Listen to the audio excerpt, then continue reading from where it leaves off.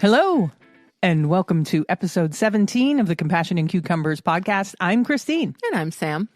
And you'll all be glad to hear good news. I do not have COVID-19. My test came back negative. That's right. Yes, so I was really glad about that. She just had a really nasty cold. It was just a nasty cold, and I'm pretty much over it. I mean, I'm still a little...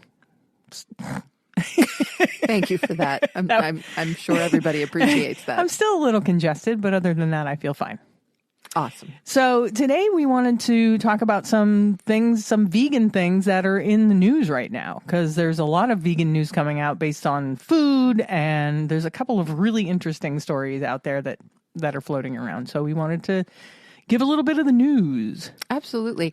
One of the things that we tend to do right at the beginning of a new year is take a look at Plant-Based News' Vegan Film of the Year. They've been doing these, I think, since maybe 2015. And the film is just vegan followed by the number of the year. So the one you'd be looking for is Vegan 2021. And like I said, that's from Plant-Based News. This year's movie is it's just over 6 minutes long, which is really unusual. Yeah, they're usually an hour. Yeah, they're usually almost an hour long. Yeah. But it goes quickly through some, vegan markers for 2021. Companies changing their policies about animal testing and going fur-free, and different brands that are upping the ante on plant-based alternatives, et cetera, et cetera. So I would definitely recommend that you check that out. It also, of course, pays a little bit of frightening homage to the effects that animal agriculture have on our planet. Oh. So yeah, I'm just wondering why the short format.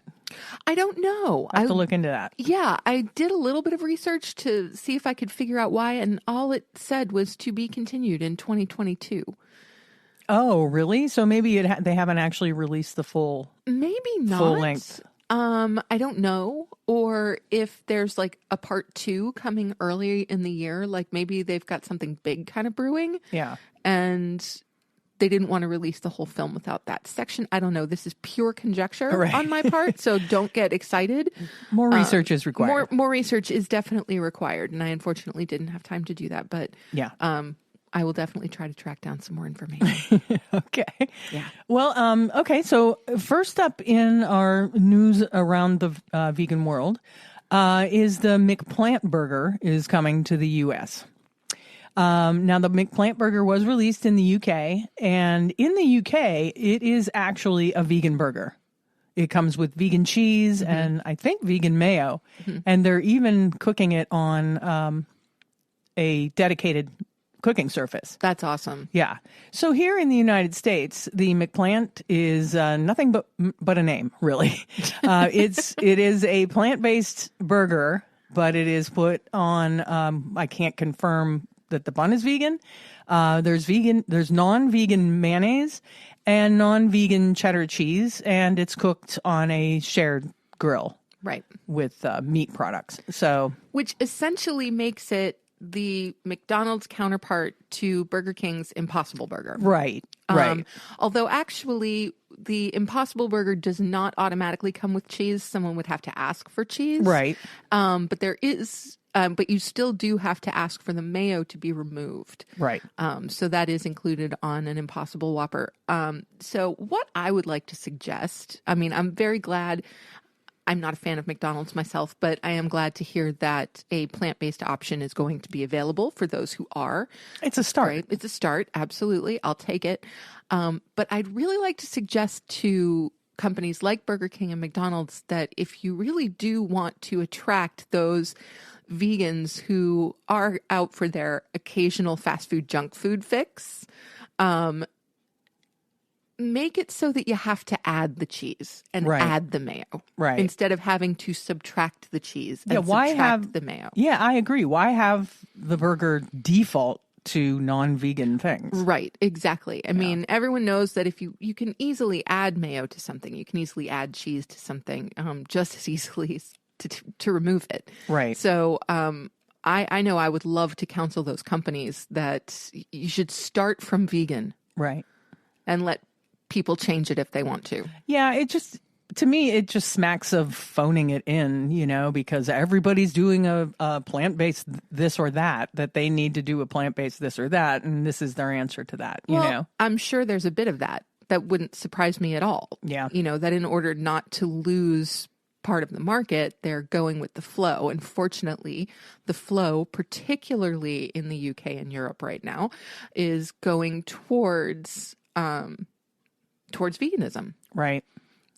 Small steps at a time, to be sure, but that's the direction that we're heading in, which is really kind of heartening. Yeah.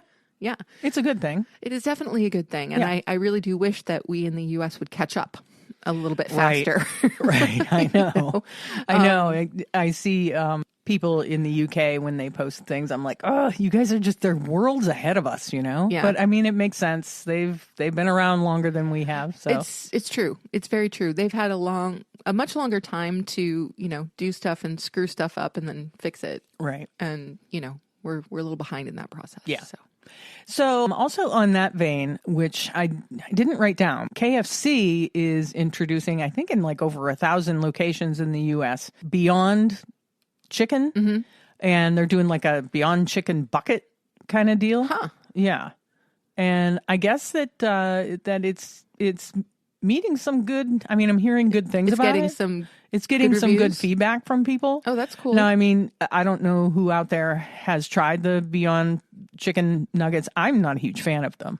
I think if meat eaters, I mean, if non-vegans are getting it and liking it, I think that's a good thing. Well, I think that's important because that's really the audience that you want to hit. Right. When it comes to people like us, it's preaching to the choir. And sure, it would be great if, our combined Taco Bell KFC offered some things that if we did want to do that, that we could. Right. Just having that knowledge that we could go and know that there's something there for us to eat, even though that's not usually our MO.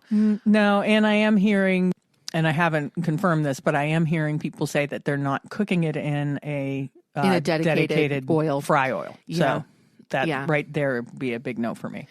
Right. I mean, but then that bears the question, is because obviously, you and I had Impossible Whoppers just yesterday. We did. We haven't had them in forever. But we had them yesterday. And it was because Christine had helped me out with a bit of a project at work, and we didn't feel like coming home and cooking because it had taken a little while and we were tired. So and we had them with the full knowledge that those burgers were probably cooked on a shared grill. And so is knowing that your vegan food is being cooked on a shared surface with non-vegan food, is that the same thing as looking at a product label and seeing may contain milk, eggs? Yeah, I don't know. And I think it's different. Like, for some reason, it hits me different to think that KFC would be taking Beyond Nuggets and deep frying them in fat that chicken was deep fried in. Right. For some reason, that rings different to me than a burger on a flat top grill or whatever where meat had been cooked. I don't know why it hits me different, but it does. Interesting. Yeah, I haven't figured out where that lands for me. Obviously, I don't mind the flat top grill. I definitely prefer a situation like up at our favorite pizza place where all of their vegan food is made in a Wurlitzer pizza. Yes, Wurlitzer there we go. Pizza Thank in you. Tonawanda, New York. That's right. Again, that's Wurlitzer Pizza in Tonawanda, New York. That's right. Full vegan menu. Full vegan menu. And all of their vegan fare house-made and cooked on dedicated appliances. Yes, and awesome stuff all the way around. So obviously I would prefer that be the case across the board. Yeah. I think maybe because I have not gotten a fast food nugget. Right. I haven't really pondered that one as much. Yeah. But no, I can see what you're saying because, obviously if you're dropping chicken nuggets into a vat of oil, you're definitely getting, juices from those chicken nuggets that are combining with the oil. Yeah. And because they're not replacing the oil between every batch. Yeah, I don't know. I don't know how that works. I highly doubt they're replacing but why oil can't they between every just batch. cook them in the fryer that they do like French fries in or something. I don't Maybe know. it's a matter of volume. Maybe. Because in general, I'm assuming that a KFC is going to serve a lot more chicken than fries. Yeah. than French fries, right? Yeah. So maybe it's just... I don't even know if KFC has French fries. I can't even tell you the last time I was at a KFC. Me either. It's been probably more than a decade. Yeah. I mean, yeah, I really think it has. But so I'm just thinking that because more of their fryers will be dedicated to animal-based products as opposed to plant-based products, maybe it's impractical, or is it possible to specifically reserve in a chain like that, to specifically reserve one of the fryers for fries and vegan nuggets?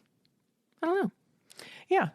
Well, on that vein, from the BBC, it turns out Burger King in the UK is going to be selling vegan nuggets in a bid to go 50% plant-based by 2030. Wow.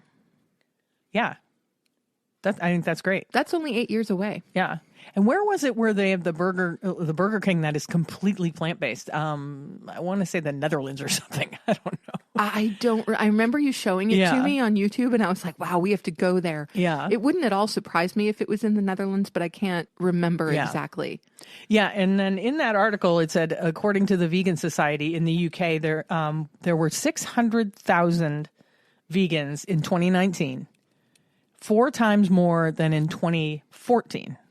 So it's definitely a growing market. So the vegan population of the UK has essentially quadrupled. Yeah, since 2014. In 5 years. Yeah. Wow. That's pretty impressive. Yeah. That's amazing. Go the UK. We love you. Yeah. And I'm sure, I'm not positive, but I'm pretty sure I read that the UK Burger King nugget thing is going to be cooked on dedicated on dedicated fryers and stuff. That's awesome. That is truly awesome. And go Burger King in Europe or UK for heading in that direction. That's really fantastic. I mean, McDonald's in the UK is also, like I said, the McPlant burger when it came out in the UK is completely vegan burger with vegan cheese and everything. Mm-hmm. So I don't know. Why can't we get our act together? I don't know. It's really an interesting question. I just don't know. I suppose maybe corporations don't think that there's as much of a U.S. market for it yet. Yeah. They're not willing to make the investment, Right. Yeah. They have people much smarter than me, I'm sure, figuring this stuff out. So, but I wish they would just get on it. Yeah, it would be great to see a little more progress there. That's for sure. Yeah.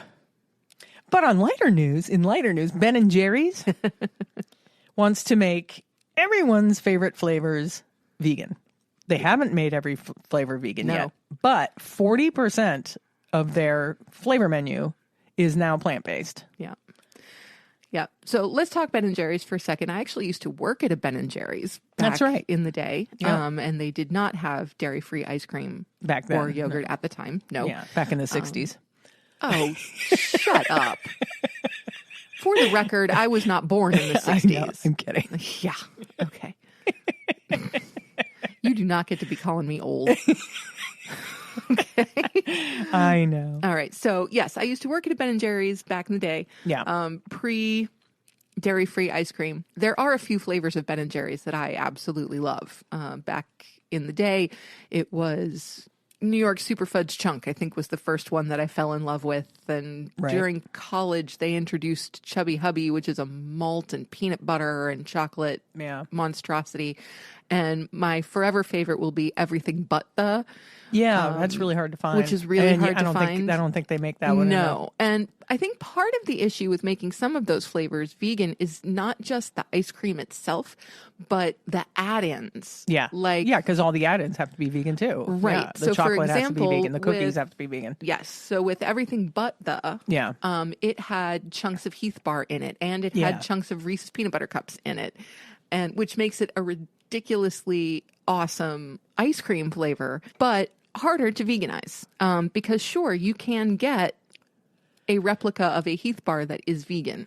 It's not a Heath Bar, but it's, folks do make vegan versions. Oh, yeah, it's toffee. It's just chocolate-covered toffee. Chocolate-covered toffee. Right. So finding vegan versions of those add-ins, whether they be the chocolate chunks or the Heath bars or the peanut butter cups, I'm wondering how cost prohibitive that would be. Right. Because those things are more expensive than their non-vegan counterparts. Sure. By quite a bit. Well, their newest flavors are Bananas Foster and Boom Chocolate Core. Okay, no, wait. Speaking of the core ice creams, I want to put a plea out there to Ben & Jerry's. They took away my favorite ice cream flavor. Which one? Oh, that was, that's my jam. That's my jam. Which is you think that'd be really easy to make. Raspberry. Dairy-free. Decadent, beautiful ice cream. Was that one of the cores? And it was one of the cores, and it was called That's My Jam. Did it have strawberry? Raspberry Okay. Jam. In the I don't think they make that flavor anymore. I haven't seen it in years. Must not have been a big seller, and certainly not a vegan version of it. But if that would be an easy. Yeah, I'm going to write a strongly worded letter to Ben & Jerry's and suggest that they veganize that Not flavor. only do you need to bring back That's My Jam, you need to veganize it right now. Yeah. Yeah. So that is my request to Ben & Jerry's. But I also want to say, I think that's awesome that a company known for its outstanding animal-based dairy products is committing 40% of its product line to dairy-free options. Yeah. Like, that's amazing. Well, it's as it should be. Well, yes, and actually I think the ratio should go in the other direction. It should be a 60-40 split towards the plants. Right. But given that that's maybe not, given that that's not the case, I'm going to just throw out there applause for a 40% plant-based product 40% line. Of their product line that's a good figure. I think, great. Yeah. To stay in the vein of ice cream. Hey, we can stay with ice cream as long as you want. From Live Kindly, Cold Stone Creamery has added silk chocolate almond milk ice cream to their menu. And they're offering a sundae with it called Don't Cry Over Spilled Silk. It comes with bananas, peanut butter, and roasted almonds. Very nice. Yeah, it sounds good. I did see someone post that they went to a Cold Stone to get that, and they scooped it, but they didn't Cold Stone it. So I don't know if they haven't figured out how, or they don't want to, or maybe this was just maybe it was just a lazy teenager who served them. Because they're supposed to put it on the Cold Stone and with the paddles and everything. Yeah. So they said it was kind of melty when they got it because that's how Cold Stone works. Right. You put it on the Cold Stone and that kind of firms it up or whatever. They didn't do the whole Cold Stone with it. He said they just scooped it with the paddles and put it in a container. Well, actually, anytime you get Cold Stone ice cream, it is a bit meltier. It's not as firmly packed as, say, you going to a Baskin Robbins or something like that and getting a scoop of ice cream. And that's because I think partly the ice cream is made slightly softer so that it can be they can paddle the stuff into it. Yeah. Right, exactly. And then that process will also bring some heat into the ice cream, which will melt it down just slightly. Oh, I thought the Cold Stone made it harder. No. I don't think it actually does. melts it a little. A little bit, yeah. Oh. Yeah, from experience as a child, because my family did the Cold Stone thing before the Cold Stone thing existed, except that we called it mix and mash. Right. And it was all about taking cookies and cream ice cream and putting peanut butter in it. Oh. And then you just mixed and mashed. Oh. And so the ice cream became a little bit smoother. Melted. It became slightly melted. Yeah. And of course, the peanut butter then was absorbed into that vanilla and chocolate ice cream. And it was a beautiful thing. So, yeah. Yeah. So, Cold Stone joins Baskin and Robbins, who in 2021 added more vegan options to their menu. They added, I can't tell you what they added because I didn't write it down. Baskin Robbins started offering vegan ice cream flavors in 2019, and apparently they have a number of vegan flavors, but I didn't write those flavors down. Oh, bummer. I'm not sure that's 31. I doubt it. But it is a number of their 31 flavors. Does Baskin Robbins still... Is that what they tout still, I wonder? Because it used to be 31 flavors, It used to be 31 right? flavors, yeah. So a number of their 31 flavors are now vegan. Yes. So there you go. That's awesome. That's the news, and all the news is fit to print in vegan ice cream. For now, anyway. Yeah, for now. Moving on to cheese. Also from Live Kindly, Baby Bell is now offering a vegan version of their little triangles, the wedges. Yeah. And they're going to be encased in a green wax instead of the red wax. But I can't find, now, granted, I didn't dig super deep, but couldn't find out what kind of wax that is, or, Right. If the wax itself is vegan. Yeah, if the wax itself is vegan, or if they use beeswax. Beeswax. Yeah. But I'm curious to try that. Oh, absolutely. Yeah. I absolutely loved Baby Bells. Yeah. Pre-veganism, we actually bought them quite frequently. Just kept Yeah, them as they were snacks kind of in the addictive. fridge. Yeah, so good. So it's kind of nice to know that a plant-based version of the Baby Bell is in existence. That's Not really the great. not the little round ones yet. They don't have those, but they have the round package, the round with, package the wedges. Yeah. They have that. Yeah. And Bell is also the same company that makes the vegan Boursin cheese now, that when they partnered with Follow Your Heart. Your new favorite thing. Oh, it's so good. Yeah. Trader Joe's carried it. It's really good. Yep. Good stuff. Yeah. Very cool. That's about all the news I have, really food related. Okay. To get a little more serious, into a little more serious news, the UK reported its first case of a human contracting H5N1, which is a form of bird flu. And there's only been like 700 human cases in the whole world over the past, decade.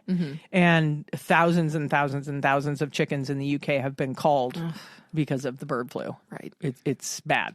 Yeah. It's the next big thing. I mean, the people who know what they're talking about are saying that the bird flus and the H1N1s and the H5N1s are probably next up for a pandemic level kind of situation. Yeah. I think it's hard to deny the possibility of that, given the close quarters in which chickens are raised and kept, and their nutrition is not particularly great. They don't get the air and the light and the sunshine that they need, Yeah, and apparently this human case was contracted by someone who works within the industry. Works within the poultry industry. Yes, works within the poultry industry. So it's not like somebody just bought chicken and got it. So Right. But still, that's scary. Scary stuff.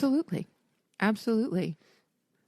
And the other, kind of on a more serious note, story, if you can call it that, it was reported as a story by WKRC in Cincinnati. It's not WKRP.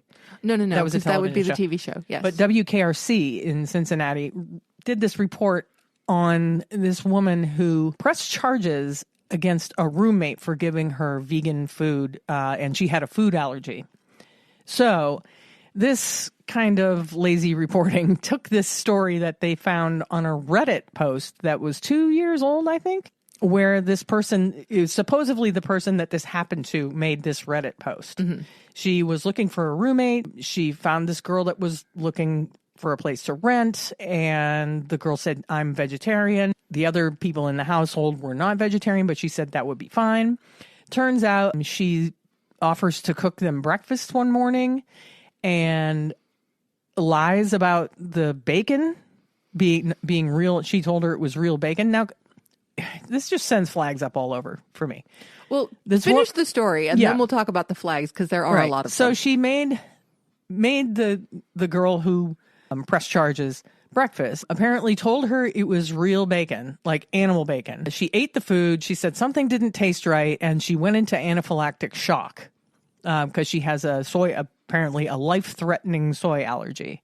Ended up in the hospital, pressed charges against the roommate, which is a felony level charge, a food tampering charge she was charged with. I guess she pleaded down to a lower, still felony charge, and got away with community service. Now, none of this was corroborated. There's no last names, no addresses of where any of this happened or anything. Not. There wouldn't be. But it just sends flags up. This story sends flags up all over the place for me. Absolutely. And so one of the things that I also found interesting when you first showed me this article was that the incident was recorded. Right. One of the other roommates she said she just happened to be filming it for maybe a Facebook post or something like that. Okay. Because that made me wonder one of two things. Because all I could think of was, well, wait a minute. Who decided to film it? Because if the woman who was making breakfast decided to film it as kind of a ta-da, look, vegan stuff is just as good as animal-based stuff, or then that's one thing. But then if the woman with the soy allergy filmed it, that feels a little bit like a setup. Well, I think it was one of the roommates happened to be filming. Okay. Well, in that case, we'll make that coincidental. That will be less of a flag for me now. Right. But here are the flags that I immediately think of. Yeah. Number one, if you have a life-threatening food allergy, you tell people. You tell people that are making food for you. That's right. You would tell a waiter at a restaurant. She said she asked the roommate what she was making, and she didn't think that there was anything in there that would contain any kind of ingredient that she would be allergic to. That's what she claims. Perhaps. But at the same time, common sense tells you that many, many, many plant-based substitutes for animal flesh contain soy. Yeah. Not all of them, but many of them contain soy. And you would go to a restaurant, if you went to a Japanese restaurant and said, is your tempura cooked in soybean oil? Right. Like, you would have to make sure of that. Yeah. So if you would tell a waiter at a restaurant, oh, hey, by the way, I'm allergic to soy. My food can't touch anything even remotely related to soy. Yeah. Why would you not tell your roommate? Right. And why would you assume that all right. So if the roommate doing the cooking lied and said this is animal bacon, first of all, why would a vegetarian be cooking you animal bacon? Right. Okay. That was going to be next. and secondly, anybody out there that has tried any vegan bacon, even vegetarian bacon, it's not real bacon immediately. Absolutely. Immediately, even looking at it, it's not real. Even if somebody made you turkey bacon instead of pork bacon, you would know it's visibly it's different. not pork bacon. Yes. Right? So, I mean, why wouldn't you ask? Just saying it. You have a life-threatening food allergy. Yes. Why would you not ask? So apparently the roommate cooking the food, the story goes, the roommate told her it was real bacon. And then after she ate it, said, ta-da, it tastes just like real bacon, right? Mm-hmm. And then, of course, the girl went into anaphylactic shock and was rushed to the emergency room. Well, yeah, I completely agree. Number one, I don't see a vegetarian suddenly being willing to cook animal flesh for their roommate's sake if they're not going to cook it for their own sake. Not at all. I find that highly unlikely. Not that it couldn't happen, but it seems a little off. And yes, you're absolutely right. Even though some plant-based alternatives to bacon do mimic the smell, sure, and the flavor to a certain point, sure, and even occasionally texture, closely, it doesn't look. There's no way like bacon. So visually, if you were to see any plant-based version of bacon on your plate, you would know instantly that it is not pork. Yeah. There's no question about that. So I find that a little bit sketchy too. The interesting thing to me is that, as you were saying, she was charged with food tampering, which is, as you said, a felony. But if I'm not mistaken, for food tampering to stick, it needs to be proven that it was done with malice of forethought. Yeah. That the roommate who was doing the cooking was attempting to send the roommate into anaphylactic shock. That she purposefully... That was her reasoning behind cooking the meal in the first place. Right. Where at the very worst, I think that the roommate doing the cooking was, just trying to introduce her roommates to a plant-based version of an animal that they tended to eat. That makes total sense. But what the roommate that did the cooking did makes complete sense to me. Given that she had no idea that anybody in the room had any food allergies. What the other roommate is saying and doing makes no sense to me. You wouldn't tell somebody that you have this food allergy, first of all, that you wouldn't know or at least question what this bacon or what the food was that you were eating as you're eating it, Right. It's I don't know. I also, all of this being said, and I certainly don't think that, this action is necessarily worthy of prison time or anything. Right. But I do think that the roommate who was doing the cooking acted irresponsibly. Oh, yeah, definitely. I don't know if there was a lie told or anything. Well, but according to the story, she completely lied. Right. But we don't know that. But we weren't there. But was trying to show her roommates that you can eat plant-based and not know the difference. Yes. Yeah. And I get her point completely. Yeah. But given the number of deathly food allergies that are out there and how many negative responses people can have to food, systemically speaking, lying to someone about what they're eating, bad idea. Yeah. Like I agree. you just don't do that. Yeah. I mean, I terrible understand idea. that it was meant as, oh, look. Yeah. Like I want the world to be a more vegetarian place. So do I. Right. Absolutely. I'm 100% with you, but I would never, ever, ever do it. No. By not telling somebody what I was serving them. Yeah. Like we cook vegan meals for our families all the time. And our families are not vegan, as I'm sure we've mentioned a million times already on this podcast. But I would never not tell them what was going into what we were making. Right. Yeah. We're veganizing this because, we're using a non-dairy cheese or we're using a meat substitute. Right. Yeah. The sausage is plant-based or whatever is going into it. And we make sure that they know that that's what they're eating. And we're also, of course, aware of any food sensitivities that our family members have. And so we're obviously cognizant of that. So to the woman who was doing the cooking, I appreciate your intent to a point, but don't lie to people about what you're feeding them. Right. Yeah. Like it's potentially dangerous, as you've found out. Yeah. So that part of the story is believable for me. Wrong, granted. Yes. But believable. The other part of the story really isn't so believable to me. But then apparently, Which other part are you talking about? I'm talking about the roommate who pressed charges, not making it known that she had food allergies. Yeah. Well, I mean, and again, we go back to if you would tell a waiter at a restaurant that you have a life-ththreatening soy allergy. Life-threatening allergy. You let anybody who is preparing food for you know that. Absolutely. Well, and so, I don't even know if any of this is true, this story. No, we don't. But so apparently the roommate who served the food got a lesser felony charge and served community service time.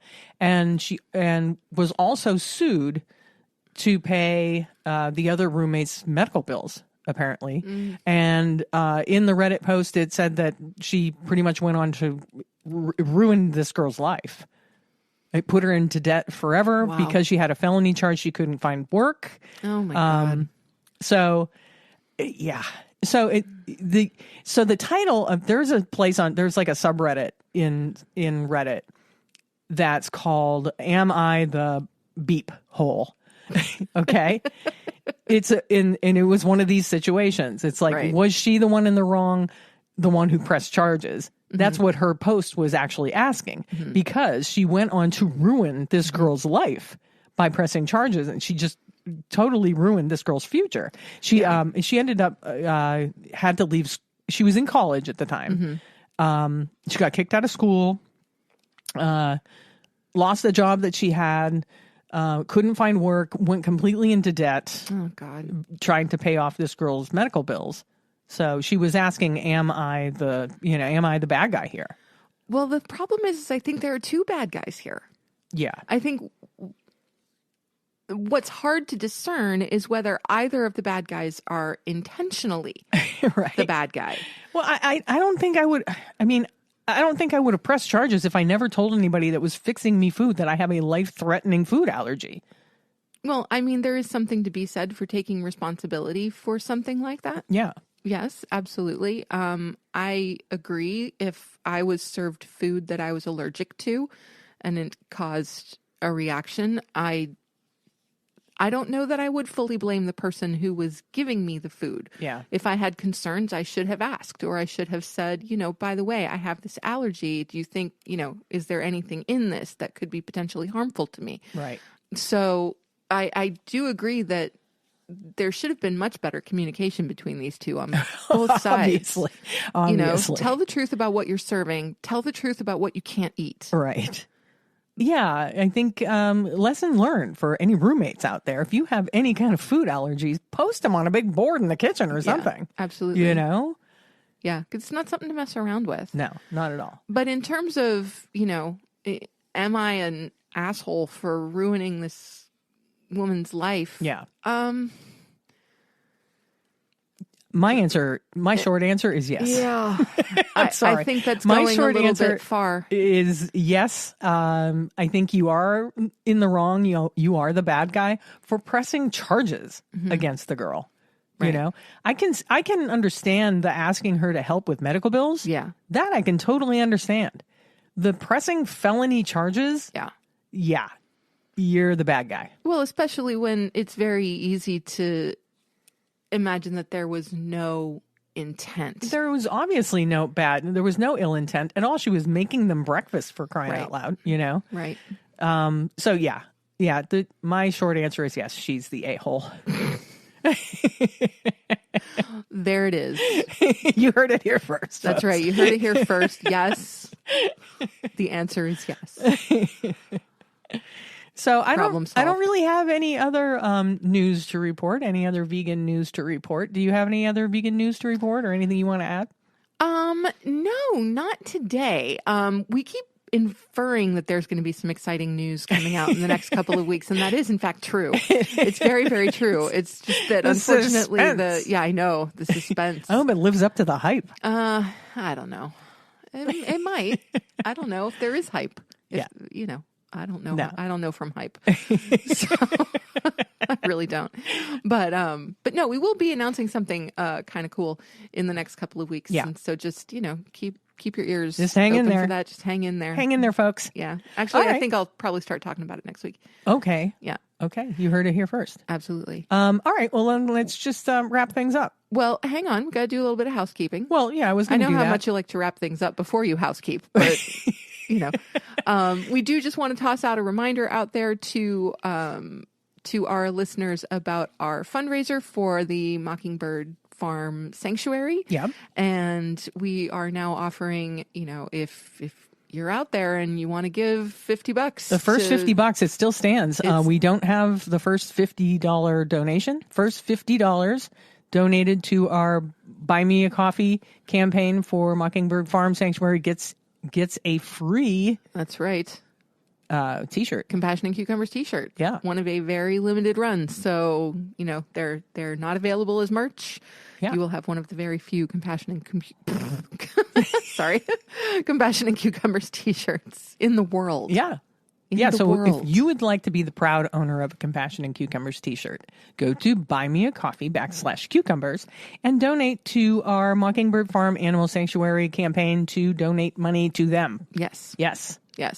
What else? Email us any topics you'd like us to cover, restaurants you want us to eat at, things you've eaten, praise for how much you love us. Email us at compassionandcucumbers@gmail.com.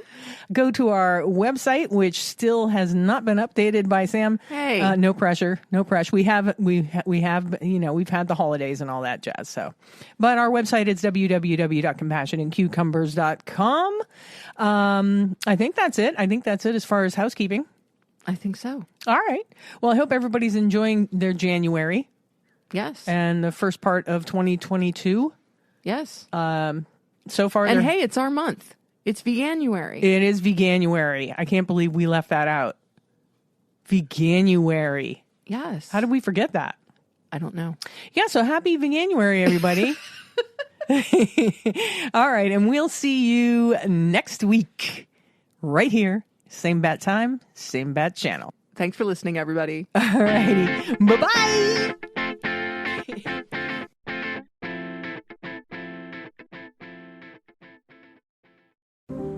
If you'd like to support the Compassion and Cucumbers podcast, you can go to buymeacoffee.com/cucumbers and buy us a cup of coffee.